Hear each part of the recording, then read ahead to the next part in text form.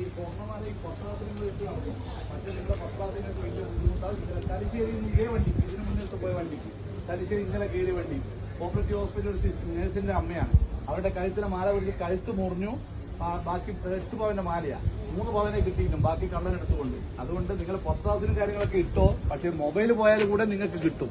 ബാക്കി സ്വർണ്ണമാല പോയാൽ നിങ്ങൾക്ക് കിട്ടാൻ വളരെയേറെ ബുദ്ധിമുട്ടാണ്. ഒരു കാരണവശാലും കിട്ടില്ല. എന്തിനാ നിങ്ങൾ വീട്ടിൽ നിന്നോ അല്ലെ വേറെ എവിടുന്നോ ഷോ കാണിച്ചോ? റെയിൽവേ സ്റ്റേഷന് വേണ്ട.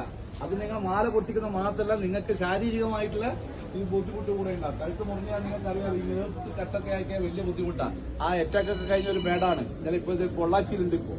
അപ്പൊ അതുകൊണ്ട് ഒരു കാരണവശാൽ നിങ്ങളെ പത്രാസ് കാണിച്ചിട്ടുള്ള മാല ഇട്ട് പോക്ക് വേണ്ടെന്നാ പറയുന്നത്. ഇനി ഇട്ട് പോകുന്നുണ്ടേ നിങ്ങളെ ഇഷ്ടം. വന്ന് പരാതി കൊടുത്തുകയെ നമുക്കൊന്നും ആക്ഷൻ എടുക്കാൻ പറ്റില്ല. ഈ നിങ്ങൾക്ക് യാത്രയിൽ ഉപകരിക്കേണ്ട പല കാര്യങ്ങളും റെയിൽവേ ചെയ്തിട്ടുണ്ട്.